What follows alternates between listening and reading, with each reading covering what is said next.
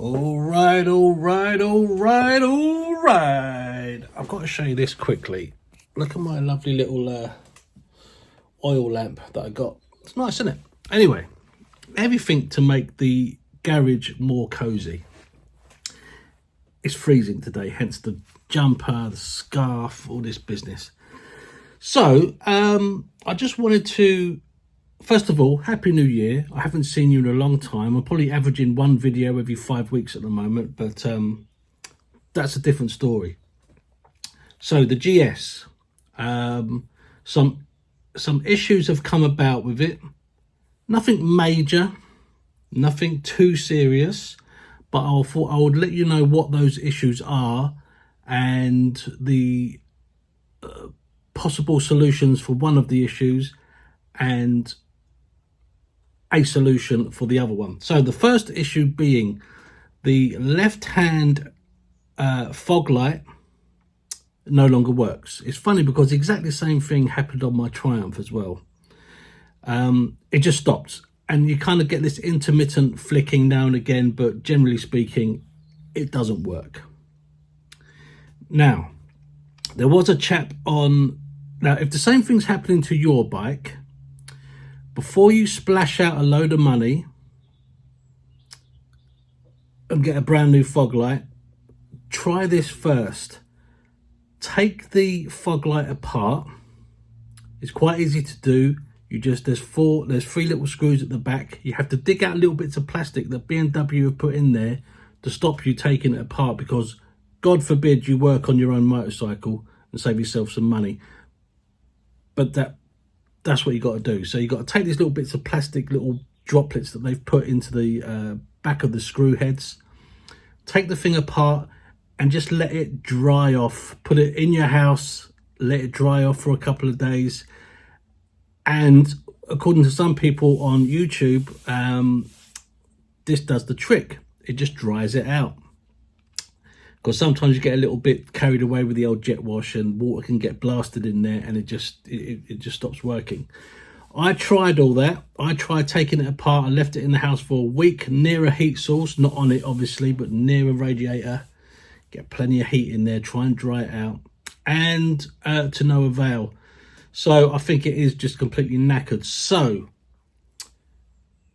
what I'm going to do in the near future is take off the BMW standard fog lights and replace them with some Denalis. But I'm also going to get the CAN bus, the hex CAN bus thing fitted. So I'm going to do that. That's going to be later on. But the other problem, and slightly more serious problem, is my front shock is starting to leak oil. Now, let me show you what I mean. So there's the front shock, and underneath where the mount is, if I just put my finger there, you see that? There you go. There's the oil coming out.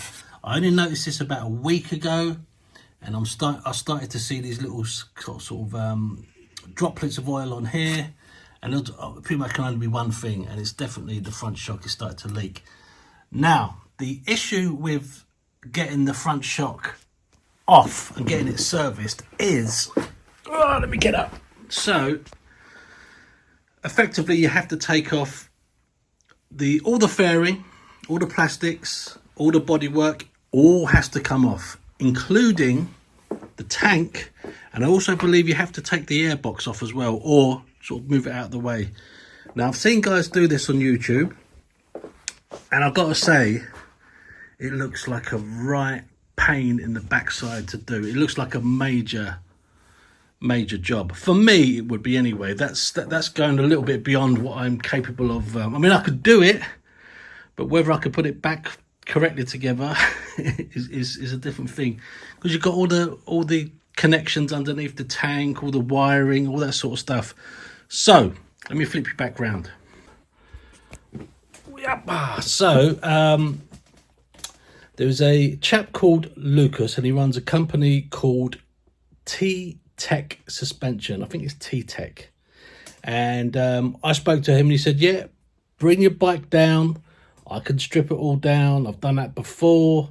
And I can take out your existing shock, refurbish it, put new seals in, make sure it's all tip top, replace it, put the bike back together effectively.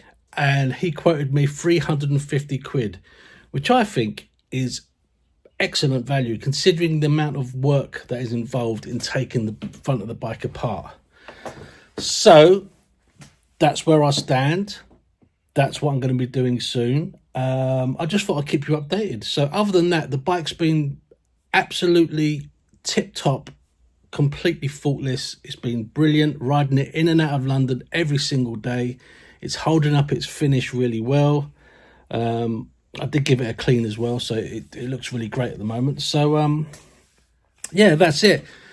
I just haven't been doing a lot of YouTube stuff lately because I just want to put stuff out there which is going to be beneficial to you, whoever you may be out there watching this video, something that's helpful. I just don't want to put stuff out just to keep an algorithm happy. That doesn't really sit well with me. So I'm just going to put videos out. I might not do another video for a couple of months. I may do one next week. It depends if I've got something worthwhile doing. So hopefully that makes it. And also, I don't know, I just become a little bit what's the word, disheartened with YouTube at the moment and the whole vlogging thing. There's a lot of advertising and just trying to sell you stuff, which is fine. I get that. That's how, that's how people make their money and stuff. But I'll give you an example. I was offered, there's a company called, let me see if I can get their name right. I think they're called Chiggy. And they basically do what is effectively an Apple, I think it is Apple CarPlay for your motorcycle, but it's got front and rear facing cameras. It's got GPS, it's got tire pressure monitoring systems, it tracks your mileage, that Bluetooth, phone calls, whatever. Does everything. And it looks like a really nice bit of kit. And they got in touch with me and said, we love what you're doing. Like they do the usual, we love what you do on your channel. We think you'd be great for this, blah, blah, blah, all that sort of stuff. And they offered me one of these units. And these things are worth, I think they're worth about 480 quid. And my initial reaction to that is one of flattery because I've only got 2,500 subscribers. And I'm not one of the big boys. So for them to offer that to me is, very nice considering how much it's worth. So I went onto YouTube, checked out what other people have said about this. And no lie, there must have been about 50 to 20 videos uploaded that week on this one product, all done by these motorcycle vloggers. And I'm just looking at them, I'm thinking, they're adverts. Let's face it, they are adverts. And like I said before, I get it. There's nothing wrong with that. You know what I mean? If it's good enough for George Clooney selling Nespresso coffee, fine, whatever. But my thoughts on it were, what could I possibly add to what these 20 other moto vloggers have already said? They all really like it. It's a really good thing. And I'm sure I would love it. But the other side is, I know I would never use it. I do not need another screen to look at, especially when I'm riding a bike. I do not need it. And I replied back to them and said, look, it looks fantastic. Thanks very much for getting in touch with me, but no thanks. I just don't really, I don't need it right now. So thanks very much, but no thank you. So that's it. So that's where I stand. I only want to do stuff which is,